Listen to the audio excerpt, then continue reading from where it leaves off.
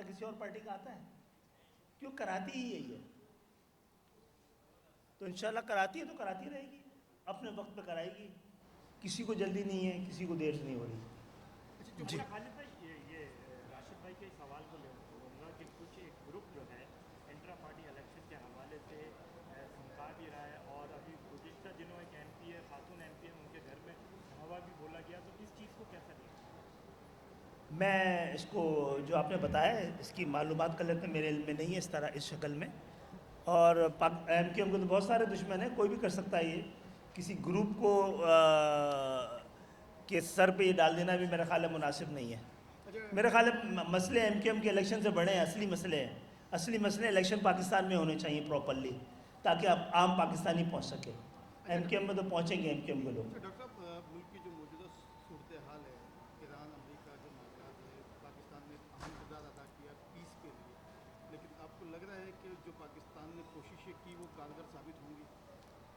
دیکھیں، یہ پاکستان نے اپنے ذمہ ایک بہت مشکل ذمہ داری لگا لی تھی، اور کیونکہ اس ایک سال میں پاکستان نے عالمی طور پہ اپنا جو وقار بنایا ہے، اسی نے اس کو اعتبار بھی دیا ہے. اور اسی اعتبار کی وجہ سے دنیا میں 40 سال سے جو بڑے تنازع میں سے ایک تنازع تھا، اس کے لیے پاکستان کو چنا گیا. میرا خیال ہے پاکستان تو کامیاب ہوا ہے. اور اس مذاکرات کو اور اس تنازع کو شاید ہماری خواہش کے مطابق تو حل نہ ہو، لیکن یہ حل ہونا ہے. یعنی جو ہمارا اندازہ ہے شاید اس طرح نہ ہو، اس سے بہتر بھی ہو سکتا ہے اور اس سے مختلف بھی ہو سکتا ہے. اچھا، دبئی سے جو یو اے ای سے ہمارے تعلقات کافی خراب ہوئے، ایک وقت تک بہت اچھے تعلقات تھے، سرمایہ بہت زیادہ وہاں پہ جا رہا تھا، تو اب حکومت کو کوئی ایسا اقدام کرنا چاہیے کہ جو یو اے ای میں پاکستانیوں کا جو سرمایہ، خاص طور پر پولیٹیشنز کا بہت زیادہ ہے، تو اس کے لیے کوئی اقدامات میرے خیال میں کوئی ایسے یو اے ای سے ہمارے تعلقات خراب نہیں ہوئے ہیں. وہ اس جنگی صورتحال کا تجربہ ان کو نہیں تھا، تو وہ ان کی پالیسیز میں تبدیلی آ رہی ہے. وہ شاید ہمیں لگتا ہو کہ وہ ہمیں جس طرح کے ہم سمجھتے ہیں اس سے مختلف ہے.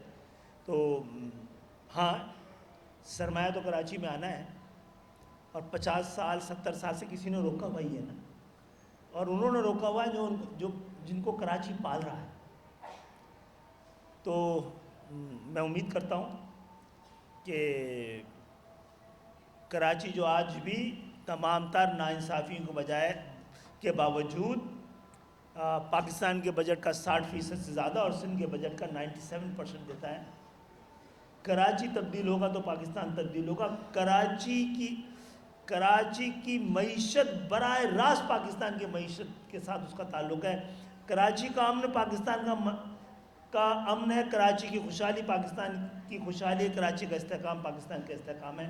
یہ پاکستان کے وہ دارالخلافہ میں بیٹھے ہوئے فیصلہ کرنے والے لوگوں کو یہ خبر تو ہے، اس کو تسلیم کرنے کی دیر ہے. بہت بہت شکریہ. ڈاکٹر صاحب